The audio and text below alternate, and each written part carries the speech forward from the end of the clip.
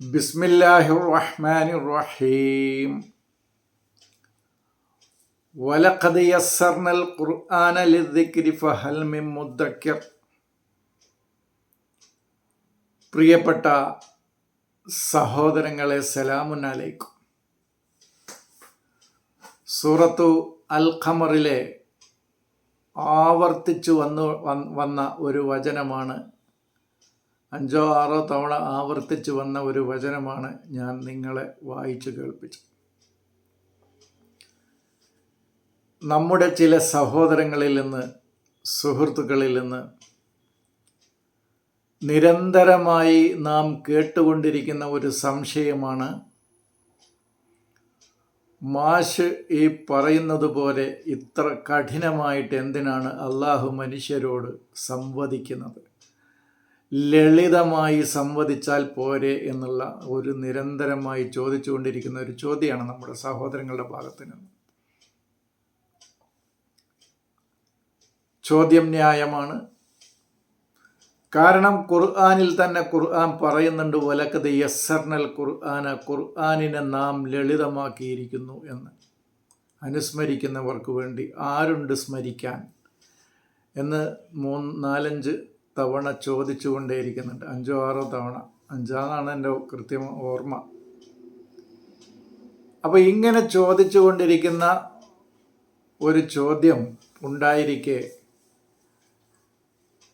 മാഷ് പറയുന്നതാകട്ടെ കുറച്ച് കഠിനവുമാണ് എന്ന് ഞങ്ങൾക്ക് അഭിപ്രായമുണ്ട്. എന്തിനാണ് അള്ളാഹു ഇങ്ങനെ കഠിനമായി ഭാഷയിൽ സംവദിച്ചത്? ലളിതമാക്കിക്കൂടെ? ലോകത്തിന് മാർഗനിർദ്ദേശം ലഭിക്കേണ്ട ഒന്നല്ലേ ഇത് എന്നുള്ളതാണ് ചോദ്യം. ഇതിനെക്കുറിച്ചുള്ള ഒരു ചെറിയ വിശദീകരണം നൽകാനാണ് ഇന്ന് ഞാൻ ഉദ്ദേശിക്കുന്നത്. ആമുഖമായി എൻ്റെ സഹോദരങ്ങളോട് എനിക്ക് പറയാനുള്ള ഒരു യാഥാർത്ഥ്യം, ഒരു സത്യം, അൽ ഖുർആൻ എന്ന് പറയുന്നത് നമ്മൾ വായിച്ചു കൊണ്ടിരിക്കുന്ന ഈ മുസ്ഹഫ് അല്ല എന്നാണ് ആമുഖമായിട്ട് എനിക്ക് സൂചിപ്പിക്കാനുള്ളത്. കാരണം അൽ ഖമർ എന്ന അധ്യായത്തിലെ വലഖദ് യസ്സർനൽ ഖുർആന എന്ന് പറയുന്ന ഈ വചനം, അതിനുശേഷം വരുന്ന ഒരു അധ്യായം അർ റഹ്മാൻ എന്ന് പറയുന്ന അധ്യായമാണ്, സൂറത്തു അർ റഹ്മാൻ. ഈ സൂറത്തു അർ റഹ്മാനിൻ്റെ തുടക്കത്തിൽ തന്നെ പറയുന്നത് അർ റഹ്മാനു അല്ലമൽ ഖുർആന ഖലഖൽ ഇൻസാന അല്ലമഹുൽ ബയാൻ എന്നാണ് പറയുന്നത്. അപ്പോൾ ഓരോ മനുഷ്യൻ്റെ ഉള്ളിലും, പ്രപഞ്ചത്തിൽ ഓരോ വസ്തുക്കളിലും, ഓരോ മനുഷ്യനിലും അർ റഹ്മാൻ ഉണ്ട്. ഈ അർ റഹ്മാനാണ് മനുഷ്യനെ ഖുർആൻ പഠിപ്പിച്ചത്. അല്ലമഹു എന്നാണ്. അവൻ്റെ അടയാളങ്ങൾ, അതിൻ്റെ ആലിയത്ത് അവനിൽ വെച്ചിരിക്കുന്നു എന്നാണ്. ആ യാഥാർത്ഥ്യങ്ങൾ വായിച്ചെടുക്കാനുള്ള ഒരു ഉപകരണം അവനിൽ, ഈ അർ റഹ്മാൻ എന്ന പ്രോഗ്രാം, ആ ഉപകരണം അവനിൽ വെച്ചിരിക്കുന്നു. ഖുർആൻ യാഥാർത്ഥ്യങ്ങൾ വായിച്ചെടുക്കാനുള്ള, അറിയാനുള്ള, മനസ്സിലാക്കിപ്പിച്ചിട്ടുണ്ട് എന്നാണ് പറയുന്നത്. അവൻ അതിനെക്കുറിച്ചുള്ള അറിവ് നൽകിയിട്ടുണ്ട് എന്നാണ് പറയുന്നത്. എന്നിട്ടാണ് ഖലഖൽ ഇൻസാന, ഇൻസാനിയത്തിൻ്റെ ഹുലുക്കോടുകൂടി, സ്വഭാവങ്ങളോടുകൂടി ഒരു മനുഷ്യൻ സൃഷ്ടിക്കപ്പെടുന്നത്. അതാണ് ഖലക്ക എന്ന് പറയുന്നത്. അവൻ്റെ ഇൻസാനിയത്തിൻ്റെ ഹുലുക്കാണ്. ആ രീതിയിൽ അവൻ സൃഷ്ടിക്കപ്പെടുകയാണ് ചെയ്യുന്നത്. എന്നിട്ടാണ് പിന്നീട് അതിൻ്റെ ബയാനുകൾ അവന് കിട്ടുന്നത്. ഞാൻ ഒരിക്കൽ പറഞ്ഞിട്ടുണ്ട്, ഒരു മൊബൈൽ എന്നുള്ളത് അൽ ഖുർആൻ ആണെങ്കിൽ ബാഹ്യമായ രൂപത്തിൽ, പിന്നെ അതിൽ ഒരുപാട് വിശദമായ വിവരണങ്ങൾ, അതിൻ്റെ പ്രയോഗങ്ങൾ, അതിൻ്റെ ഉപയോഗങ്ങൾ, അതിലുള്ള സെറ്റിങ്സ്, നിരവധി കാര്യങ്ങൾ പിന്നെ അതിൻ്റെ ഉള്ളിലുണ്ട്. അതിൻ്റെയൊക്കെ ബയാൻ അറിയാമെന്നുള്ളത്. എന്ന പോലെ ഇൻസാനിയത്ത്, ഒരു ഇൻസാനായി അവൻ മാറുകയും പിന്നീട് അവൻ ചെയ്യേണ്ട കർമ്മങ്ങളെക്കുറിച്ചും അതിൻ്റെ വിശദമായ വിവരണങ്ങളെക്കുറിച്ചും പിന്നീട് അവന് അറിവ് കിട്ടുകയാണ് ഈ റഹ്മാനിയത്തിൽ നിന്ന്. അപ്പം ഞാൻ ചോദിക്കട്ടെ, 1400 വർഷങ്ങൾക്ക് മുമ്പ് ഈ മനുഷ്യൻ്റെ സൃഷ്ടിപ്പ് നടന്നിട്ടില്ലേ എന്നാണ് ഞാൻ ചോദിക്കുന്നത്. അപ്പം മനുഷ്യൻ്റെ ഹുലുക്ക്, ഒരു മനുഷ്യൻ എന്നൊക്കെ സൃഷ്ടിക്കപ്പെട്ടിട്ടുണ്ടോ അന്നൊക്കെ അവനിൽ റഹ്മാൻ എന്ന് പറയുന്ന അവൻ്റെ ഉള്ളിലെ പ്രോഗ്രാം അല്ലെങ്കിൽ ആ ഉപകരണം അവന് അൽ ഖുർആൻ എന്ന് പറയുന്നത് നൽകിയിട്ടുണ്ട് എന്നാണ് എനിക്ക് അൽ ഖുർആൻ അവനെ ഓരോ ആ മനുഷ്യരെയൊക്കെ പഠിപ്പിച്ചിട്ടുണ്ട് എന്നാണ് സൂചിപ്പിക്കാനുള്ളത്. അത് ഓരോ മനുഷ്യനും അവൻ്റെ ഉള്ളിലൂടെ സഞ്ചരിക്കുന്നതാണ്, നാം സഞ്ചരിപ്പിച്ചിട്ടുണ്ട്. അതാണ് വലക്കത് യസ്സർന സാറ, അവനിലൂടെ എളുപ്പത്തിൽ അത് സഞ്ചാരപഥ യോഗ്യമാക്കി തീർത്തിട്ടുണ്ട് നാം എന്ന് പറയുന്നത് അതാണ്. ആ യാഥാർത്ഥ്യം അവനിലൂടെ സഞ്ചരിക്കുന്നുണ്ട് എന്നർത്ഥം, ലളിതമായി സഞ്ചരിക്കുന്നുണ്ട്. എന്നാൽ നമ്മൾ വായിച്ചു കൊണ്ടിരിക്കുന്ന ഈ മുസ്ഹഫ് ആകട്ടെ, അത് ലിസാനുൽ അറബാണ്. അപ്പോൾ അതിനെക്കുറിച്ച് അവന് ജ്ഞാനം വേണം. അതിലെ ഓരോ അക്ഷരങ്ങളും ഓരോ ആശയങ്ങൾ അവന് നൽകുന്നുണ്ട്. അപ്പോൾ അതിനെക്കുറിച്ച് അവന് ജ്ഞാനം വേണം. അത് ഈ മുസ്ഹഫ് എന്നല്ല, ഏതൊരു പുസ്തകം, ഒരു ഇംഗ്ലീഷിലാണെങ്കിലും മലയാളത്തിലാണെങ്കിലും മറ്റേത് ഭാഷയിലാണെങ്കിലും ആ ഭാഷയെക്കുറിച്ച് അവൻ അറിയാതെ ആ പുസ്തകം എങ്ങനെയാണ് അവനോട് സംസാരിക്കുക. ഞാൻ മുമ്പ് പറഞ്ഞിട്ടുണ്ട്, ഏതോ ഒരു രാജ്യത്തോ ഏതോ രാജ്യങ്ങളിലോ മാത്രം ഒതുങ്ങുന്ന ഒരു ഭാഷയിൽ ഏതാനും വചനങ്ങളിലും ഏതാനും അധ്യായങ്ങളിലും ഏതാനും വചനങ്ങളിലും സൂക്തങ്ങളിലൂടെയും മാത്രമല്ല അങ്ങനെ സംസാരിക്കുന്ന ഒരു അള്ളാഹുവിനെ കുറിച്ചല്ല ഞാൻ പറയുന്നത് എന്ന്, മറിച്ച് ഓരോ മനുഷ്യൻ്റെയും അവൻ്റെ ഭാഷയിൽ അവനോട് സംവദിക്കുന്ന ഒരു ഇലാഹിനെ കുറിച്ചാണ്, ഒരു അള്ളാഹുവിനെ കുറിച്ചാണ് ഞാൻ പറഞ്ഞുകൊണ്ടിരിക്കുന്നത് എന്ന് സൂചിപ്പിച്ചിട്ടുണ്ട്. മറ്റത് ഏതോ രാജ്യത്തോ ഗ്രാമത്തിലോ അല്ലെങ്കിൽ ഏതാനും ഗ്രാമങ്ങളിലോ ഏതാനും രാജ്യങ്ങളിലോ മാത്രം ഒതുങ്ങുന്ന ഏതാനും വരികളിലൂടെ ഏതാനും അധ്യായങ്ങളിലൂടെ ഏതാനും സൂക്തങ്ങളിലൂടെ മാത്രം സംസാരിക്കുന്ന ഒരു അള്ളാഹുവിനെ കുറിച്ചല്ല ഞാൻ സംസാരിച്ചു കൊണ്ടിരിക്കുന്നത്. നിരന്തരമായി അവനോട് സംസാരിച്ചു കൊണ്ടിരിക്കുന്ന ഒരു റഹ്മാനെ കുറിച്ചാണ് എനിക്ക് പറയാനുള്ളത് എന്ന് ഞാൻ സൂചിപ്പിച്ചിട്ടുണ്ട്. റഹ്മാൻ്റെ അർഷ് മനുഷ്യൻ്റെ കൽബാണ് എന്ന് ഞാൻ സൂചിപ്പിച്ചിട്ടുണ്ട്. അർഷുർ റഹ്മാനി കൽബാണ്, മനുഷ്യ ഹൃദയമാണ് റഹ്മാൻ്റെ അർഷ് സിംഹാസനം എന്ന് ഞാൻ സൂചിപ്പിച്ചിട്ടുണ്ട്. അത് ആകാശത്തെ എവിടെയെങ്കിലും ഒരു കസേരയിട്ടിരിക്കുന്ന റഹ്മാനെ കുറിച്ച് എനിക്ക് പറയാനില്ല എന്ന് ഞാൻ പറഞ്ഞിട്ടുണ്ട്. അങ്ങനെ വിശ്വസിക്കുന്ന ആളുകൾക്ക് അങ്ങനെ വിശ്വസിക്കാനും അത് പ്രചരിപ്പിക്കാനും അവർക്ക് അവകാശമുണ്ട്. ഇല്ല എന്ന് നമ്മൾ പറയുന്നില്ല. അവർ പണ്ഡിതന്മാരല്ല എന്നോ അവർ ജ്ഞാനികളല്ല എന്നൊന്നും നമ്മൾ പറയുന്നില്ല. നമ്മൾ നമ്മുടെ അറിവ് പങ്കുവെക്കുന്നു എന്ന് മാത്രം. അപ്പോൾ ഏതൊരു ഗ്രന്ഥത്തിനും അതിൻ്റേതായ രീതിയിൽ എല്ലാ വേദങ്ങൾക്കും അങ്ങനെ ഉണ്ട്.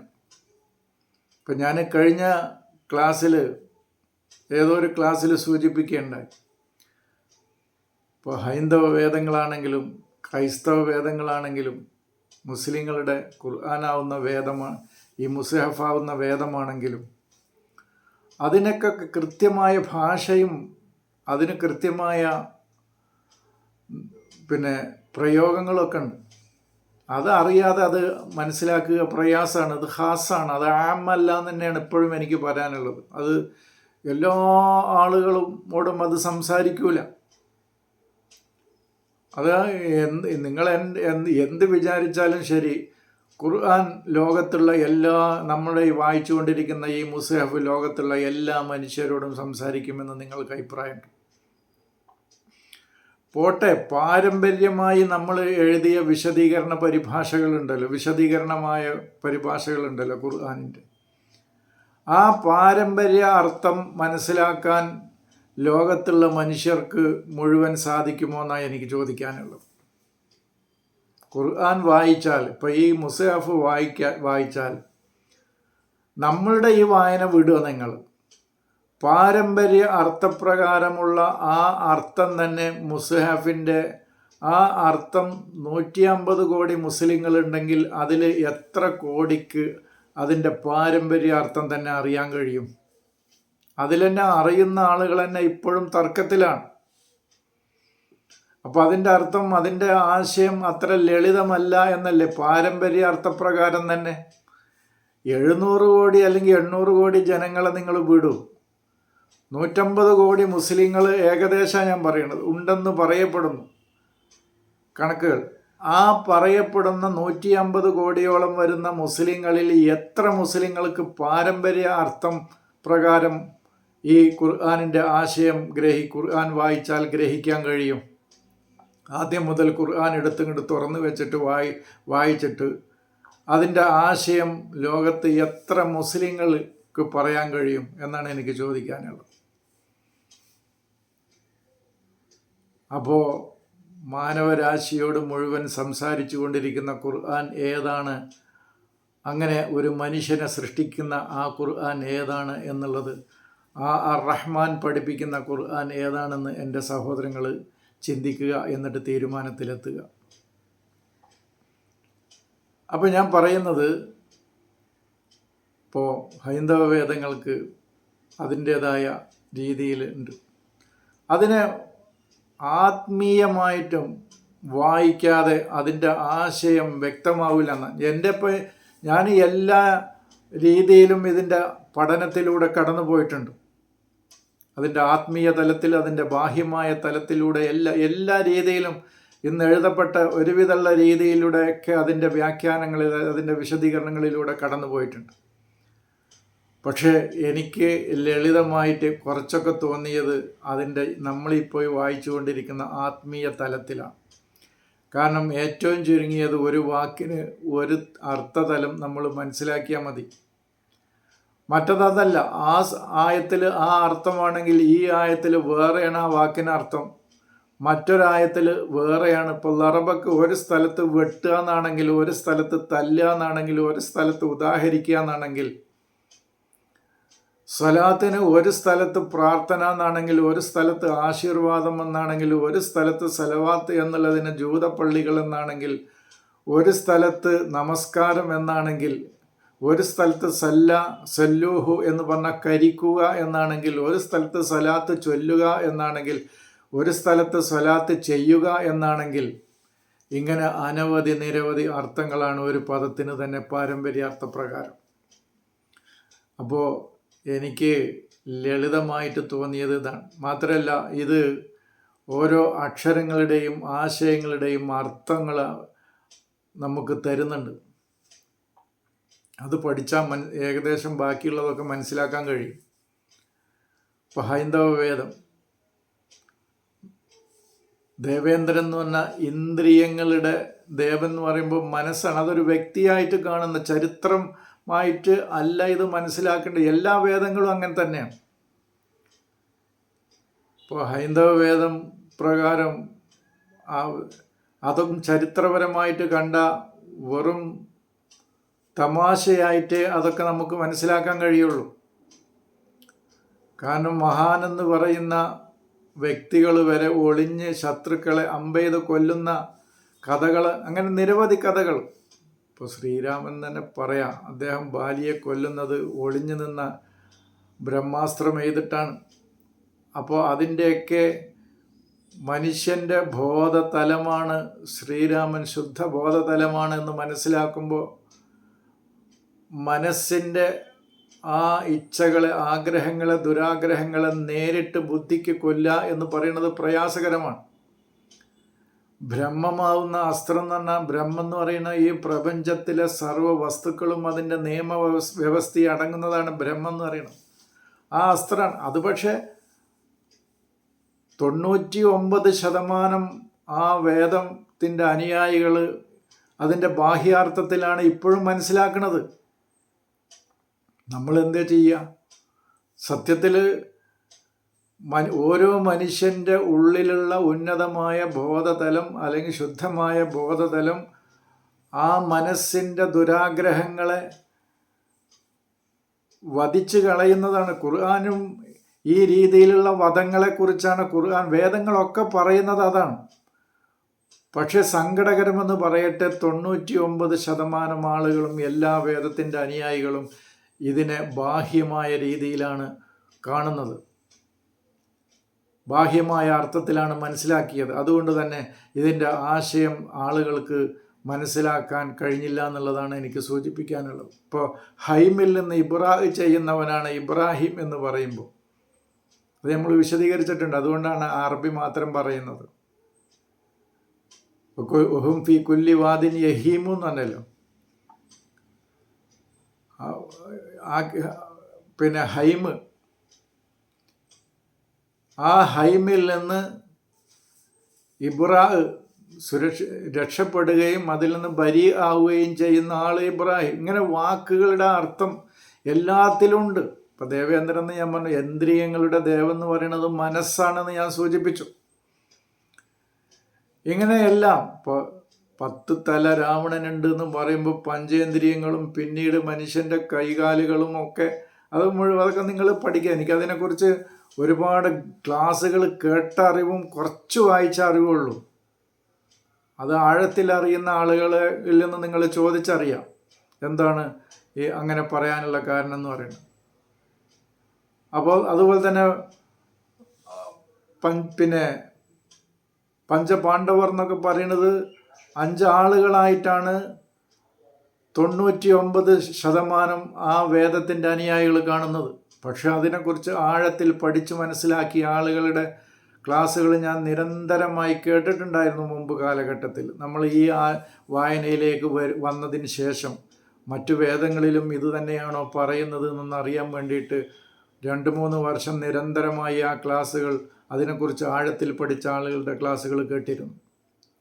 അപ്പോഴാണ് പഞ്ചപാണ്ഡവർ എന്ന് പറയുന്നത് ആ പഞ്ചേന്ദ്രിയങ്ങളെയാണ് ഉദ്ദേശിക്കുന്നത് എന്ന് മനസ്സിലാക്കിയത്. അപ്പോൾ ഇതൊക്കെ നമ്മൾ വേദങ്ങളെ വേദത്തിൻ്റെ രൂപത്തിൽ വായിച്ച് മനസ്സിലാക്കിയാൽ അതിന് അഗാധമായ ജ്ഞാനമൊന്നും വേണ്ട. മൊത്തത്തിൽ ഒരു ജനറൽ നോളേജും കുറേ പുസ്തകങ്ങളെങ്കിലും വായിക്കണം മലയാളത്തിലുള്ള.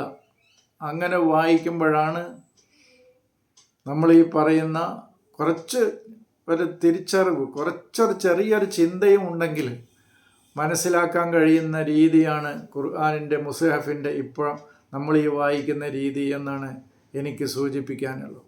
ഞാൻ പറഞ്ഞല്ലോ, പാരമ്പര്യാർത്ഥപ്രകാരവും നമ്മൾ വായിച്ചു പോന്നിട്ടുണ്ട്. ഇതിൻ്റെ വൈജ്ഞാനിക തലത്തിൽ, ആശയതലത്തിൽ, അതിൻ്റെ ആന്തരിക തലത്തിലും നമ്മൾ എൻ്റെ ജീവിതത്തിൽ വായിച്ചു പോന്നിട്ടുണ്ട്.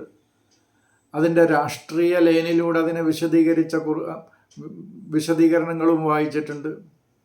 പക്ഷേ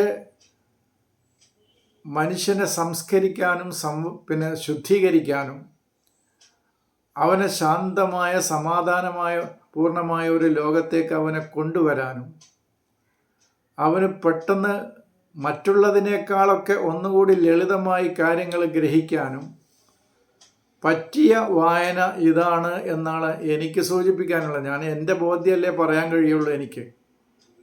എൻ്റെ സഹോദരങ്ങളുടെ ബോധ്യമാണ് എൻ്റെ സഹോദരങ്ങൾ പറഞ്ഞുകൊണ്ടിരിക്കുന്നത്. കാരണം അവർക്ക് ആ കഥകൾ കേട്ട പരിചയങ്ങളാണ്. പക്ഷേ ആ സഹോദരങ്ങളോട് തന്നെ എനിക്ക് ചോദിക്കാനുള്ളത്, നിങ്ങൾ എൻ്റെ വായന കഠിനമാണെങ്കിൽ പാരമ്പര്യമായിട്ട് നിങ്ങൾ പഠിച്ച ആ വായന മുസ്ഹഫ് തുറന്നു വെച്ച് അതിൻ്റെ ആദ്യം മുതൽ അവസാനം വരെ പറയാൻ കഴിയുമോ എന്ന് ചോദിച്ചാൽ സാധിക്കൂല എന്നാണ് എൻ്റെ അറിവ്. ഇപ്പോൾ മുസ്ലിങ്ങളെന്ന് പറയുന്ന 150 കോടി മുസ്ലിങ്ങളിലെ 98% അത് പറയാൻ കഴിയില്ല എന്നാണ് എൻ്റെ ബോധ്യം. അപ്പോൾ ഈ ഒന്ന് ലളിതമാണ്, ഒന്ന് കഠിനമാണ് എന്ന് പറയേണ്ടതില്ല എന്നാണ് എനിക്ക് സൂചിപ്പിക്കാനുള്ളത്. അപ്പോൾ നമ്മുടെ ഈ വായന മനസ്സിലാക്കാൻ എന്താണ് വഴിയെന്ന് ചോദിച്ചാൽ കുറച്ച് പിന്നെ ഭാഷ അറിയണം, കുറച്ച് പിന്നെ ലോകത്ത് ഉള്ള കുറച്ച് പുസ്തകങ്ങളെങ്കിലും വായിച്ച അറിവ് വേണം, കുറച്ച് ബുദ്ധിയും ചിന്തയും ഉപയോഗിക്കണം. അത്രേ പറയുന്നുള്ളൂ. ഇപ്പോൾ ഒന്നും വേണ്ട, ഈ ഒരു വചനത്തിൻ്റെ ഒരു ഉദാഹരണം കൂടി പറഞ്ഞിട്ട് ഞാൻ അവസാനിപ്പിക്കാം. അല്ലെങ്കിൽ ഇത് ഒരുപാട് പറയേണ്ടി വരും, ഒരുപാട് ഉദാഹരണങ്ങൾ.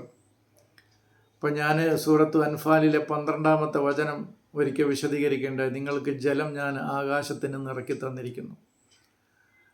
അത് നമ്മുടെ ഒരു കോമൺ സെൻസ് ഉപയോഗിച്ചാൽ മതി. ആ ജലം മനുഷ്യരെ ശുദ്ധീകരിക്കുക എന്ന് പറയുന്നത് ബാഹ്യം. ഒന്നാമത് ശരീരത്തോടല്ല വേദത്തിൻ്റെ സംസാരം ഒന്നും തന്നെ. മനുഷ്യബുദ്ധിയും മനസ്സുമാണ് അതിൻ്റെ അവിടെയാണ് ശുദ്ധീകരണം നടത്തുന്നത്. ഇത് കൃത്യമായി മനസ്സിലാക്കണം. ഇനി അവിടെ ബാഹ്യമായ ശുദ്ധി എന്നാണ് ഉദ്ദേശിച്ചതെങ്കിലും നിങ്ങളിലെ പൈശാചികതയെ അത് നീക്കിക്കളയും എന്ന് പറയുന്നത് എന്താണ്?